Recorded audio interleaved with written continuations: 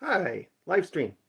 Okay, I screwed up the first time, but we're back, and I'm gonna explore this little thing, which is called a beeper. And what do you think a beeper does?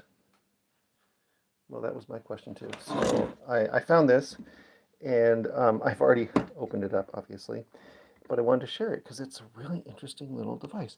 Um, I have looked up beeper and narco biosystems on the internet, and I haven't found anything. Model number 7120049. Nothing.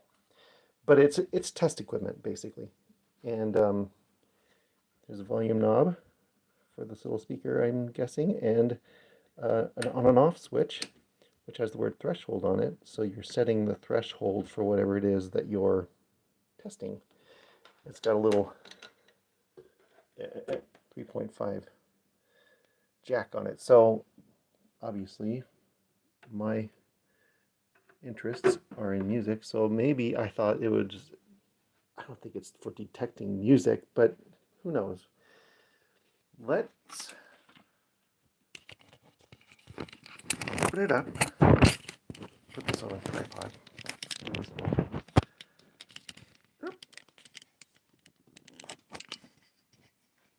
Okay, you can't see anything. Now you can see something. So, uh, yeah, basically there's just two little screws and you just pop it right open. So it's obviously made for getting into. And it's got such a cute little circuit board. Look at this guy, this character. I'm gonna make my fingers focus. Focus on the fingers, not the background, buddy. There we go. It's just got four capacitors, resistors, and a chip. So I would have assumed that this would have been an amplifier chip because it looks like a little speaker. I mean, it really looks like like a speaker. But why would you have a speaker in a lab? And can you look at this now, camera? Camera, camera needs light. No light for camera.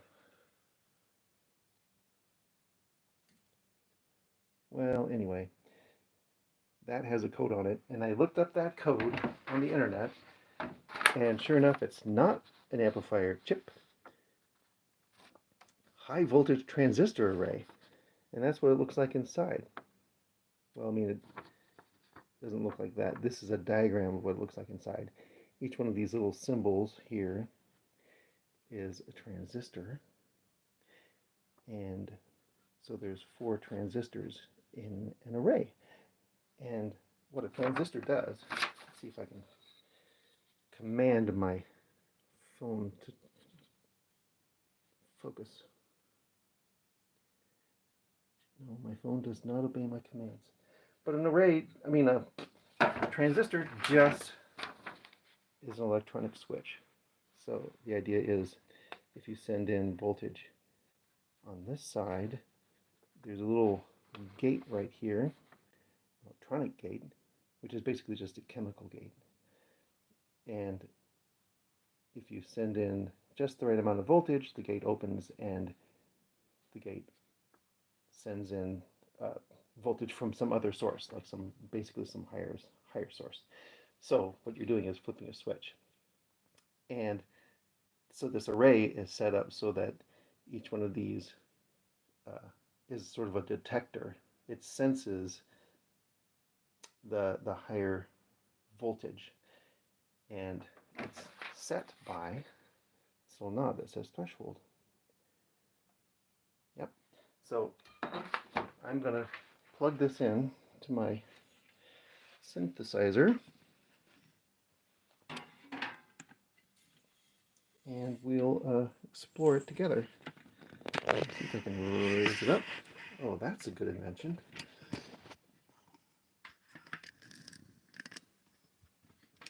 The whole scene in view. Right? So I've already plugged it in, and this is going to be just maybe even a little lesson in synthesis. So basically all this thing does is make sound and controls how much the sound gets through. So I'm going to, well, let's first demonstrate what it sounds like when you just take one sound and put it in. And this is sort of a mixer type thing, so now it's got to go out. Yup.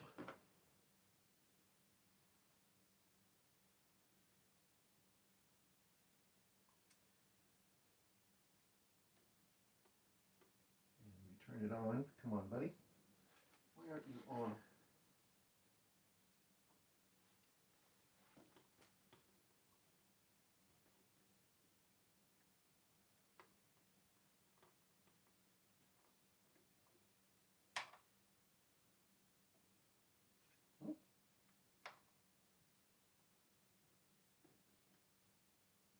Oh, wrong button. Right? So that's sound. I can make it low.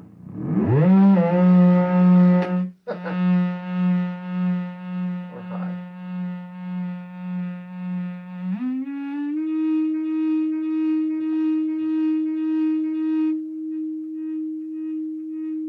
I like that. So then what the rest of this stuff does is messes with that tone. So I can take, let's say,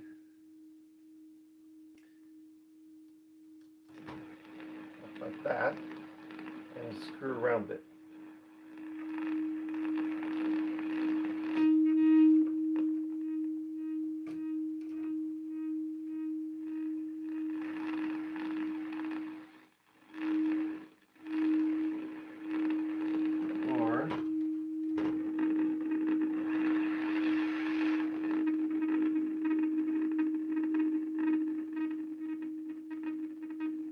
Or if I wanted to do something musical, I would plug it into this thing that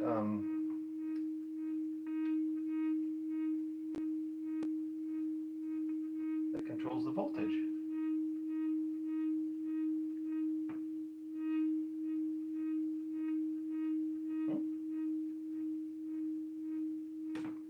You know what? I'm gonna plug it into this thing, which makes the voltages sort of more musical.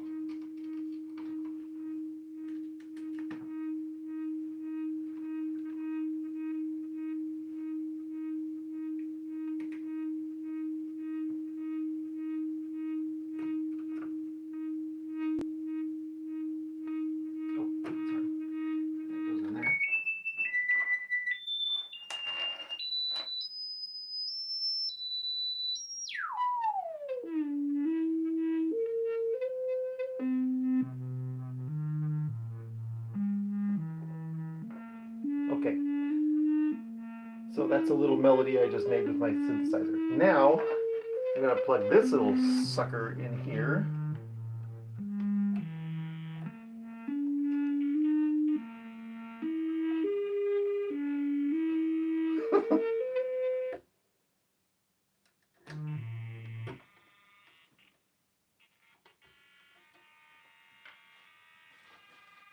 So now the sound's coming out of that little speaker.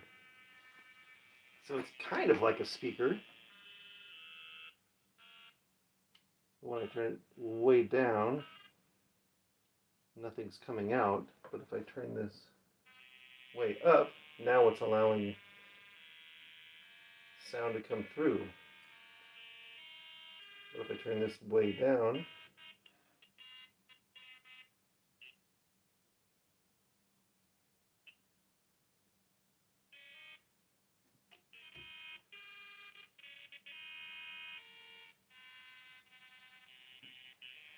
now the interesting thing is,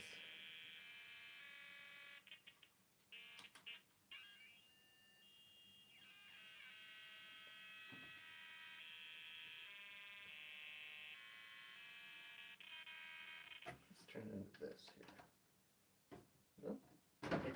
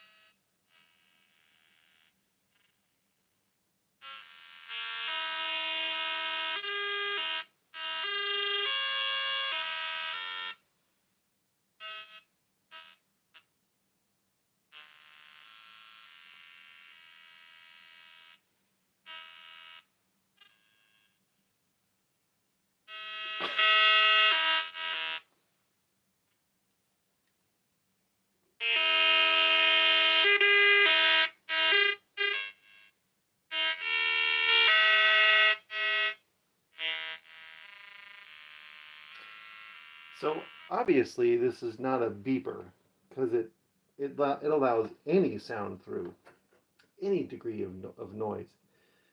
And it kind of works. If I turn it down, it doesn't allow the sound through until I turn it up. Like, okay, now I can allow that degree of voltage through, and it just allows the sound through, whatever's coming through. It's a mystery. It's a complete mystery, and that's all I wanted to share with you. It's a short video. It's just a weird little device. It's really cute. I'm sure someone who is making movie soundtracks with vintage electronics equipment would like this because it would make a kind of a broken sound, but I don't like it. I'm not looking for that sound. I'm looking for nice, clean sounds. So I'm not sure what I'm going to do with it. I might take this little board off and put an amplifier on there so I could have a cute little amplifier. That would be a good idea. Otherwise, I'm not sure.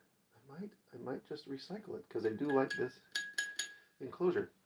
Sorry for the, well, here. Well, this is another thing. Can I show you this too while I'm at it? I found this in the dumpster. These weren't on here. This was something that I've stuck on there myself. This is an interesting little device too. Let's see if I focus accurately. Buddy, come on. Yes. It's a very pretty little device, and it's got this thing that I thought was a dial on the end of it, but it's not. It's a light bulb. There's just too much for the camera to see. It wants to see my whole. I need just a blank wall to put this stuff against. But it's got a light bulb screwed into the end of it, and yeah, let's see if I can, because this really is an interesting little thing. So look at that. It's got this little spring-mounted sensor thing. Oh, someone just texted me. Curious about where I found this. Probably not. But it's mounted between, looks like cardboard, and the bolts go through onto the case inside. And that's all we got. That's all we got. We got this little light bulb and a spring-loaded sensor, and come on, buddy, and a connector on the back. And most of these pins, come on, focus. Most of these pins don't go to anything. Only 4 of them go to a circuit on the inside. Shall I open? Yes, I shall.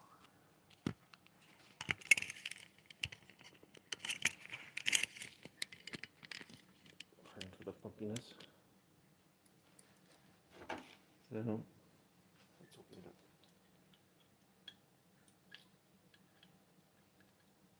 And since this is all lab equipment, and this thing has no manufacturer indications on it, except on the blue connector on the end, it says Newell, which is just the manufacturer of connectors. So that's not helpful. And I posted a picture of this on the Instagrams. Oops. And said, "What is it?" And somebody pointed me directly to the manufacturer of these connectors. But it cost $20 to buy something to connect this into, so I'm not going to do that. So this is the inside. Yeah. Now I will make you shake a little bit more.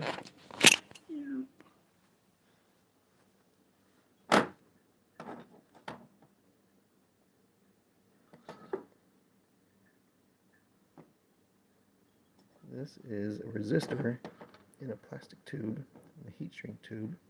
So they expect it to get warm. And deep inside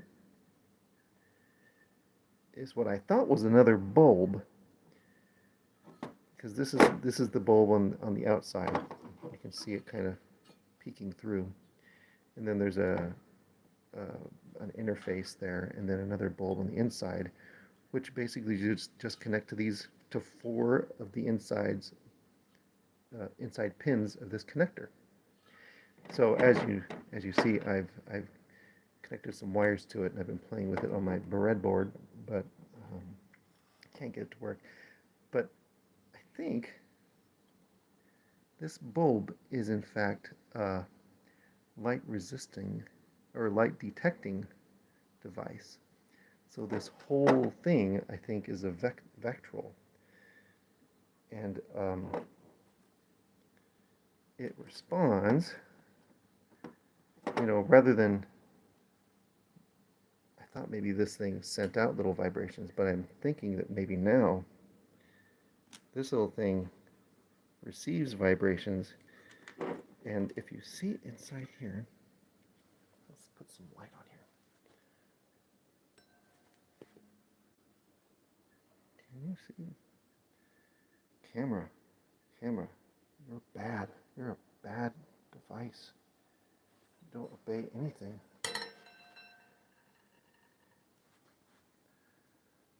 There?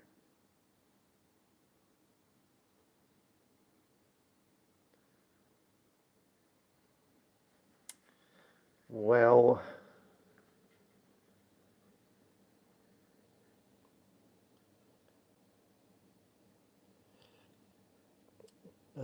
whistle a little tune in your mind while I try to get my camera to obey me.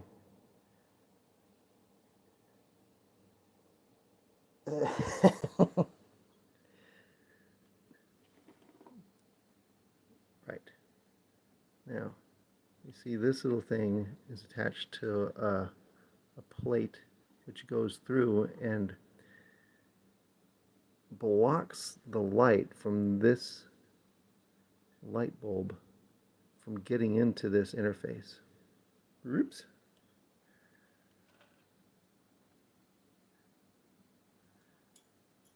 So when something rattles, when something vibrates this little gate, it blocks the light from getting through to this light detecting tube. And that sends pulses through these wires. So that's what I've been experimenting with so far. And I haven't, the reason why I didn't actually make a video with it before this is because it just didn't work. And it's maybe because this light detecting tube doesn't work. I took this light bulb out and tested it, and it worked. So who knows?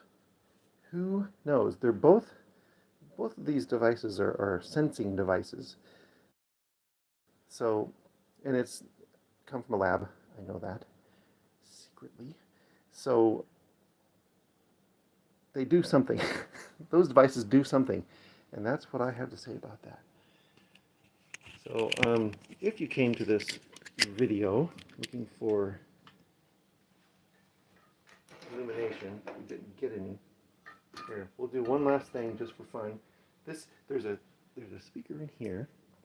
I've made a speaker. It's a little wooden bowl that my dad made. See, it says DHF. Those are his initials. And it was a potpourri bowl, but I put a speaker in it instead, and I attached it to this. Can you see? To this little circuit, which is a toy. It's a toy that you. Oh yeah, I made I put a microphone in the end of this dowel. So I speak into this dowel, and I can change this. I can change what's going on inside. I can make my voice very low, and I can speak like I have vast amounts of knowledge about all electronic devices. And then I can change it completely until it will sound like an F that also has mouths, but it's secret mouths that I can't divulge until you have offered me the right amount of gold. And this is what I play. Oh, this is more robotic. This is more robotic. This is more robotic. And I have to say that this is the thing I play with. This is what I play with. I have this on my kitchen table, and every once in a while I have this conversation with myself about all the interesting things I've learned on the day, and I reflect on all the fascinating people I've spoken with, and then I turn it off, and I end my live stream. That was entertaining for you. 22 minutes! Congratulations if you lasted this long. Thank you for watching.